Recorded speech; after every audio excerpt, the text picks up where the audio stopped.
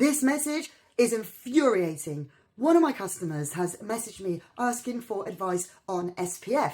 Now, if you've seen my videos before, you know I've got beef with chemical sunscreen, so I always try and recommend to use a physical mineral sunscreen, as I thought most of them don't contain rubbish like microplastics and endocrine disruptors, but how wrong was I? So this lady done the right thing. She uses the Green People Soil Association certified mineral sunscreen on her kits, and she was asking me for a cheaper alternative for her, which is fine because this Bondi Sands one is quite cheap, to be fair. But why is it cheap? Because it's got absolute rubbish in it and it uses nanoparticles. You know I hate nanoparticles.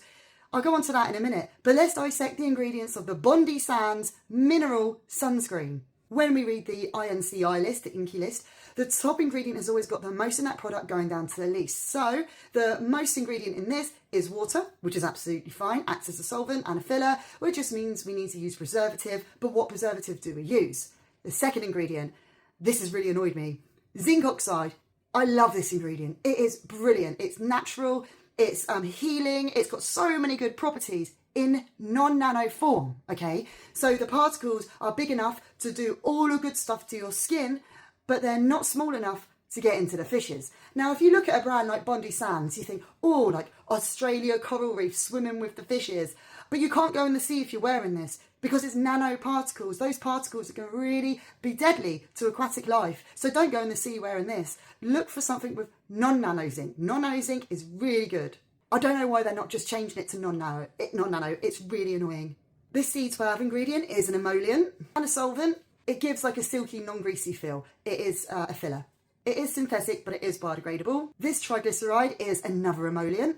This one can stabilise the formulation, and this one is fine. Then we're on to our first microplastic. Number 5 in the list, Cetyl Dimethicone.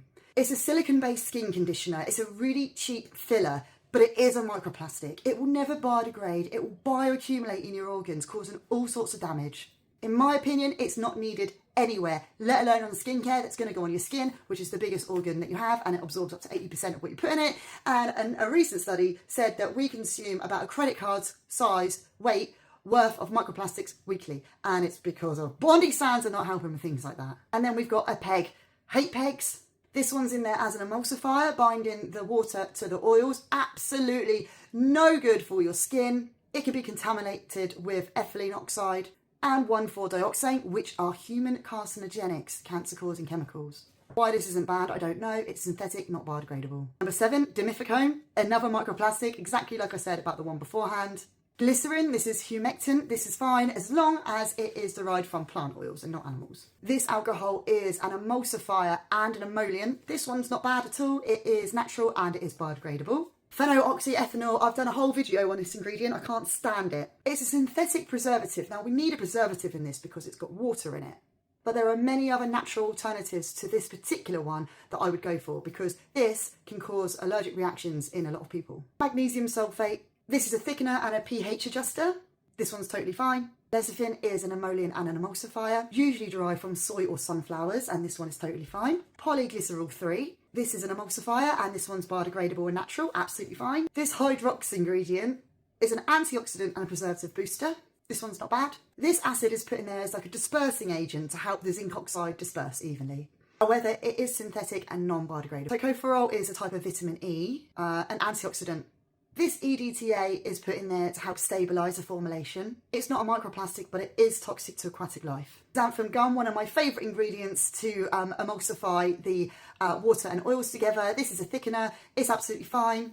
Aloe vera juice, we all know the benefits of aloe vera. This one's fine, but it's at the very bottom of the list. So I'm thinking it's probably under 0.1% of the whole ingredients. So there we go. If you want a good natural SPF that's not going to damage your skin or the planet, go for one with the Soil Association logo on it. You can't go wrong. And don't be fooled by these big brands' marketing ploys. If there are any other skincare products you'd like me to dissect, then just let me know.